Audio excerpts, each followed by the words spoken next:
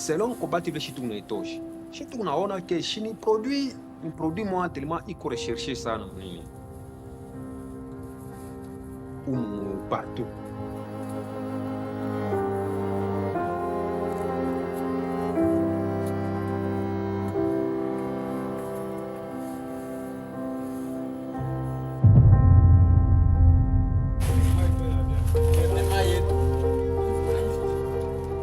Tunatosha makobalt mwi niveau hapa sasa tunasema partout.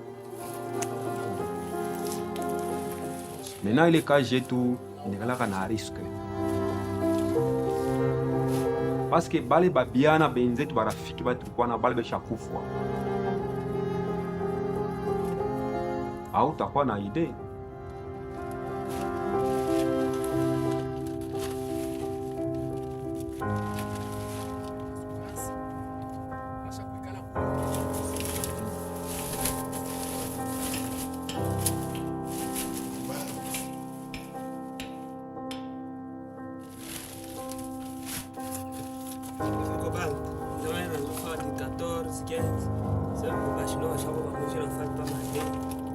Ile tunaitaka semanke, donc mpepo inafika mniveau moya inaisha, na kama mnayacha pale kunaisha bulongo bunakufinika.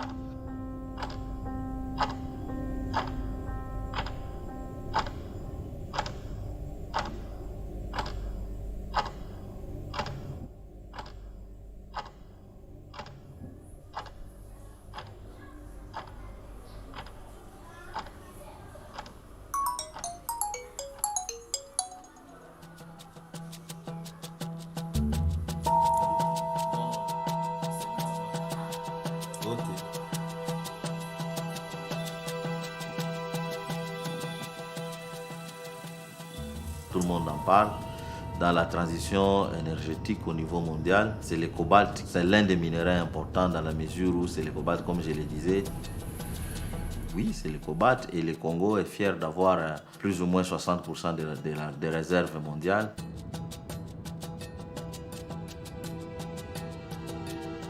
On parle partout de la transition énergétique, on parle du changement climatique, mais il y a des gens qui sont en train de payer de leur vie de cette transition-là, et ces gens-là, ce sont les gens qui vivent aux côtés de l'exploitation minière. Moi, je ne peux pas rêver de sauver la planète sans sauver mon Congo.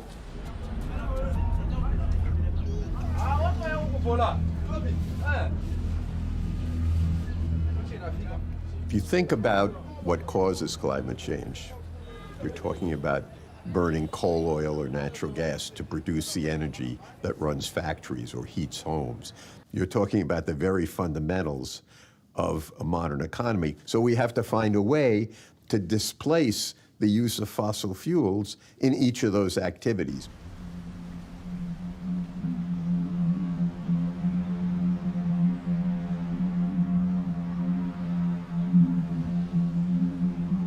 Means moving towards far more renewable-based sources of energy.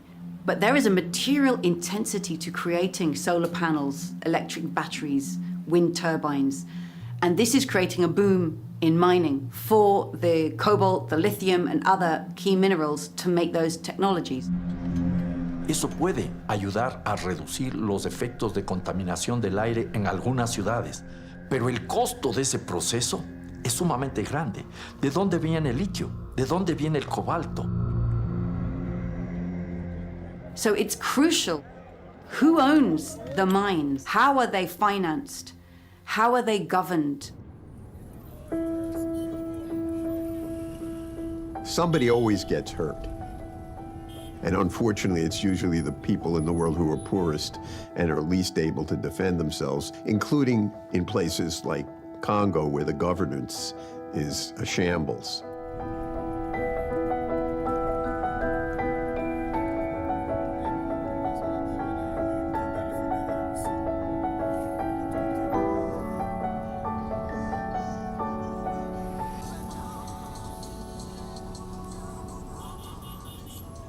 En RDC, l'exploitation minière est organisée sous deux formes. Il y a une forme industrielle, c'est-à-dire que À ce moment-là, ce sont les grandes entreprises qui exploitent les minéraux du cuivre et du cobalt sous forme industrielle, alors qu'une autre forme, c'est l'exploitation minière artisanale, qui en réalité est réservée aux nationaux congolais.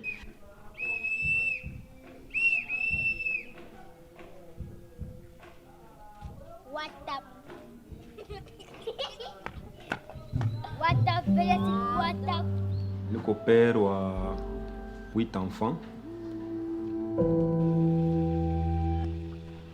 Minakawa motelema sana, nuna miaka ya mingi sana mkaji ya krezaji.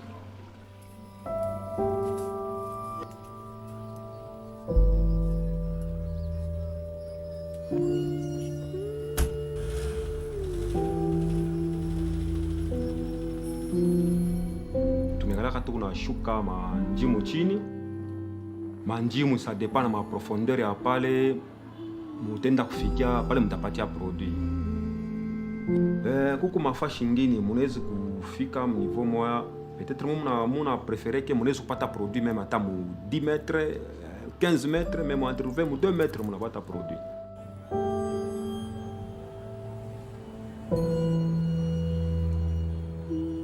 Munaweza kufore par exemple, munaanza paka hivi forage nyenji ya mingi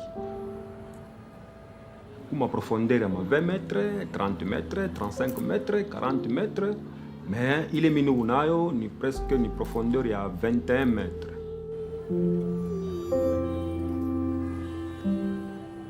Ça me pose quand même un problème de la dignité de l'homme, parce que les gens qui travaillent dans ces milieux-là, dans ces conditions illicites et illégales, ne sont pas assez sécurisés.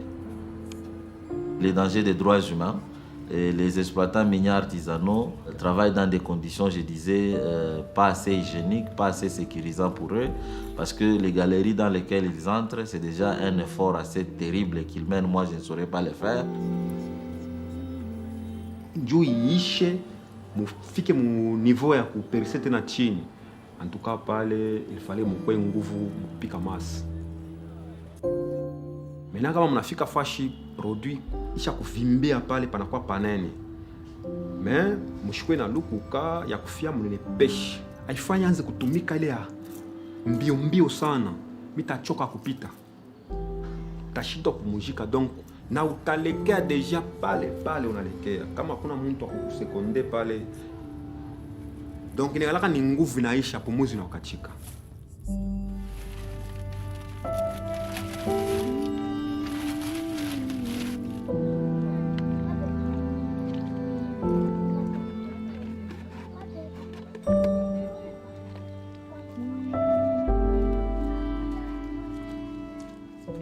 Nilikuwa na watoto wa 3. Wanaendaka paka maana mumayimbo yabo wanaenda na kufanya huko.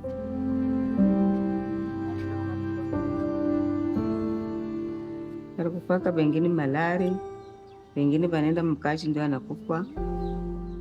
Wanatuonesha sema nakufa, ndio tunakuya mpata basha kumuzika.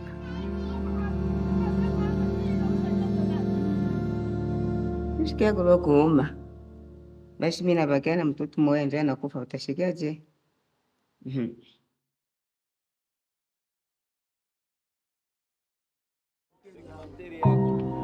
Yako 7 kaika.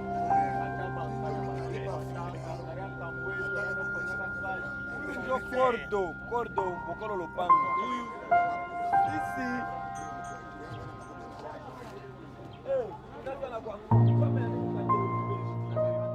Munenda ku maison muna retrouver sapa sapa, munaweza kwa 8 personnes. Mais munapokea 100,000 francs. La quantité de minéraux qui sont produits, vous allez voir que la pauvreté dans les zones minières, elle est toujours visible. Le gros de l'exploitation minière artisanale est produit par des Congolais, bien sûr, mais acheté par des entreprises chinoises.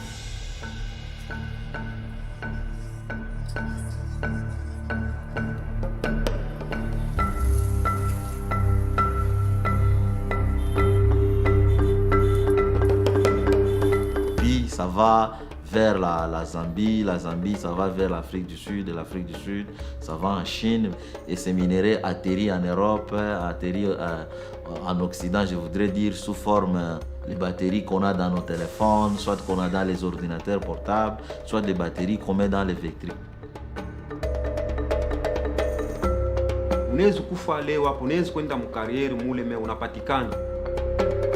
Celui qui travaille dur pour l'exploiter, jusqu'à présent, c'est la victime oubliée de la transition énergétique. Mais leta wetu akishikie ke fashi fulani pe natoka produit ba creseur banaanza kumitosha kwa tongo kwa tamia ja soda kule. Mais boba kishikile mambo ile batawisha kile kirima kubantu yabo bazungao banaujisha. Unashi mweta mwenenda kuna waya. Et l'État congolais n'exploite plus rien. Ce sont les investisseurs privés, les multinationales qui exploitent. L'État devrait reprendre son autorité dans les secteurs parce que l'État a perdu son autorité et c'est à cause de la corruption. L'exploitation minière artisanale, en principe, devait contribuer dans la lutte contre la pauvreté des populations.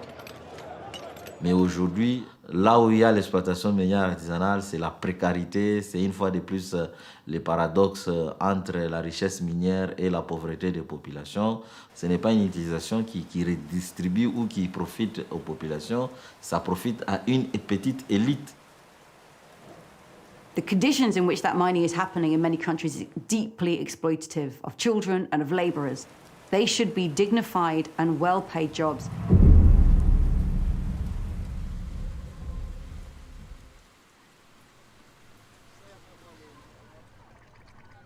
Extractive industries ultimately always impoverish the countries where they're extracting. There are very few exceptions to that.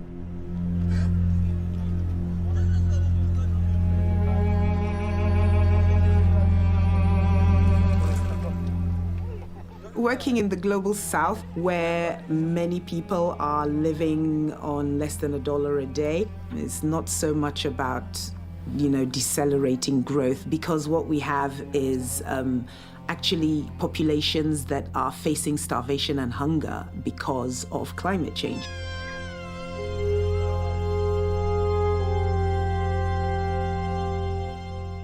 They need more food, need more of everything, not less. But how can we get more of everything without having to industrialize in the same ways that the West did?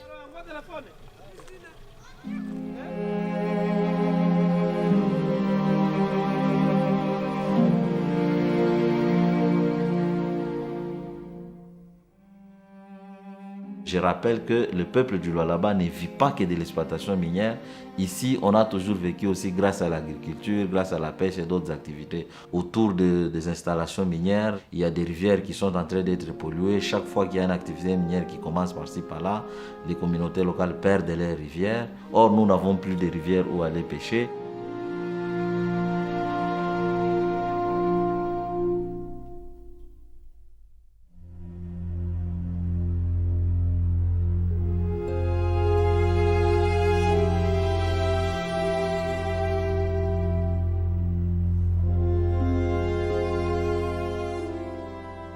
Kale Katanganyika kote mina kayu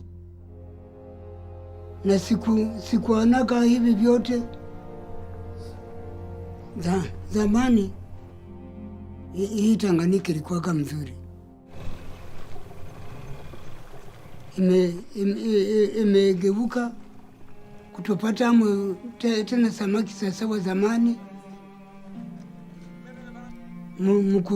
Mkutisha samaki yetu naloba mini iloba mnaweza pata $200 au $25.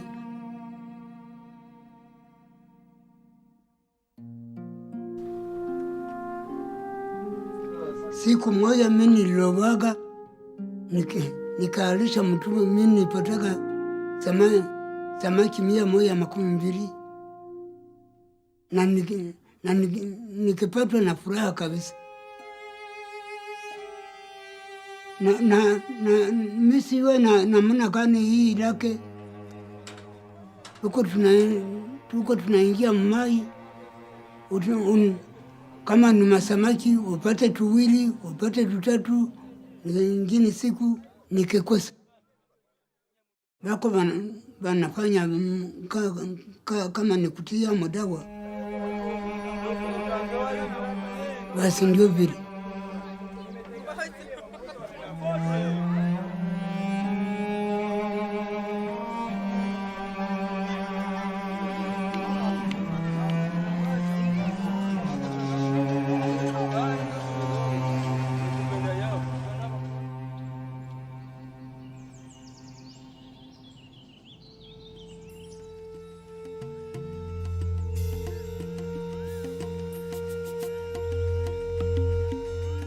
There is a simple narrative that stopping all fossil fuels will get us to below a 1.5 degree. It's not enough. We need a mix of solutions. Yes, we do need to scale down and reduce fossil fuels, but how do we do so without completely changing our way of life in terms of balancing growth and balancing the innovation? But what generally happens, especially in Africa, is that a solution is imposed. It's always about offering alternatives and bringing people along to see what those alternatives mean. En fait, on ne peut pas décider de parler du Congo sans les Congolais parce que les gens se sont lancés dans les réglementations, dans l'implantation des normes pour la gestion des problèmes du Congo sans les Congos.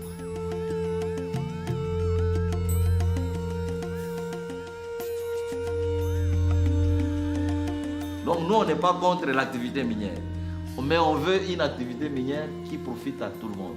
Et le premier à profiter, ça doit être nous, la population, à tout profiter vraiment chez les Congolais, et qu'on a profité, soit quelques Congolais, mais surtout la communauté internationale. On sait tous aussi qu'aujourd'hui, on dit que ce sont les Chinois, mais qui a vendu aux Chinois? Ce sont les Américains. Donc aujourd'hui, les conflits là, comme quelqu'un le disait ici, nous on voit, mais on ne sait pas qui se bat en réalité. Parce qu'effectivement, on sent que sur tout le plan, Congo, il y a un chiché.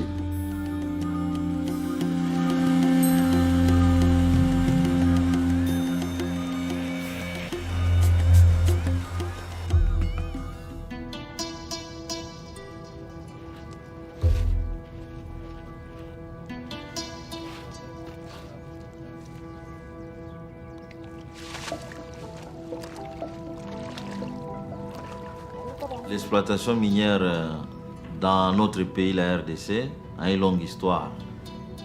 La loi minière de 2002, le secteur minier a été libéralisé, c'est-à-dire que les monopoles de l'État étaient cassés. Et d'autres multinationales qui ont commencé à exploiter le cuivre et le cobalt. Et aujourd'hui, on compte plus de 60 entreprises minières. Du coup, ce n'est pas le Congo qui exploite le cobalt, ce sont ses partenaires, les multinationales.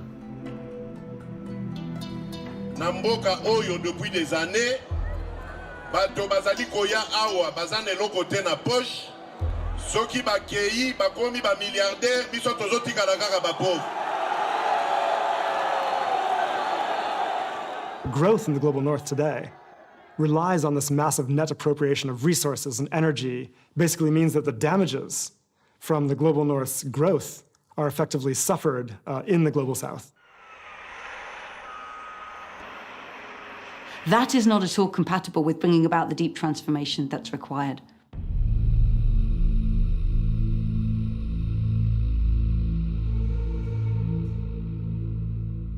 The transition toward clean technologies is one that is only available to precisely those who are most responsible for emissions.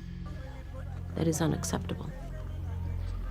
So there is a double responsibility of those who have a higher carbon footprint. First, to clean up their own act, and secondly, to support those who also need to have access to a better life.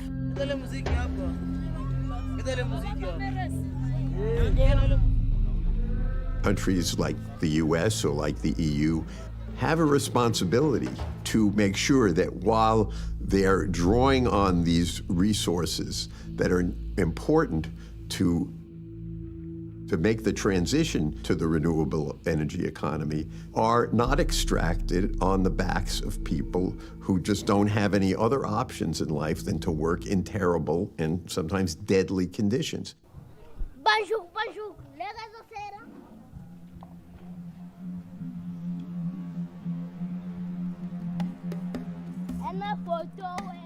The dream in the USA of electric SUVs for all rests on the back of extraction from the mines of Congo and from the bodies of Congolese workers who are supposed to bear the brunt of that dream.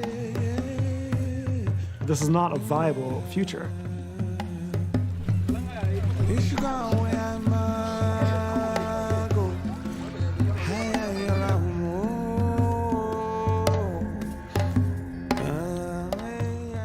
I don't hear very many people talking about is simply using less energy. I think we need to completely redefine what we think of as progress.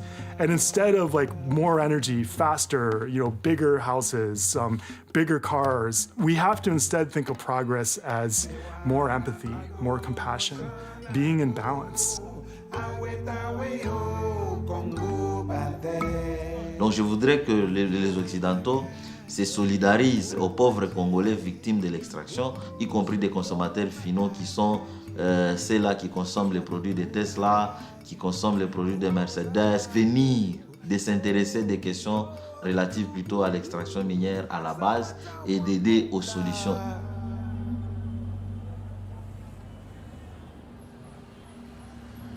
Tesla mishi yue ambo mishi aishikia. Unaona hivi tuenda makashi tomaibu na hiyo makashi ingine isamwe batu ishitukake. Me kama biko paka hivi bon malgré wanasema bon beko nakuya banabeba parce que ni mashamba la bomu. Banakuwa banabeba banenda au banenda konea mu meshatone mu tutatumika yoje.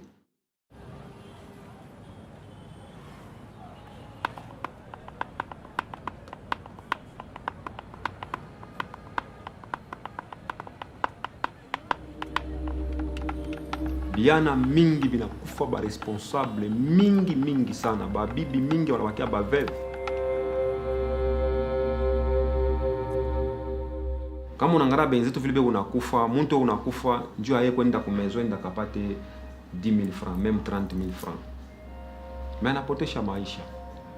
Bibi anabakia veve, batoto wanabakia bego nahangaika.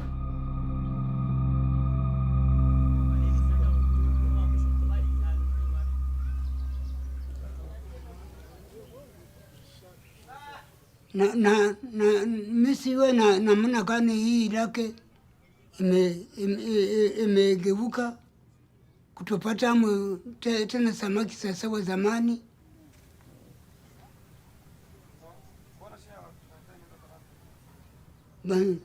Na ikinisomesa watoto yangu na nimezeeka. Mimi nifaidia watoto kuwa na furaha na bakisoma nikifaidia.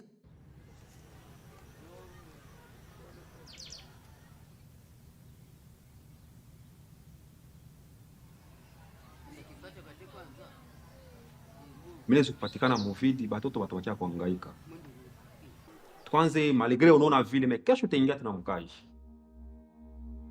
3 jours selon makalikila yangu naisha parce que nasema kesho tena mtapata ini.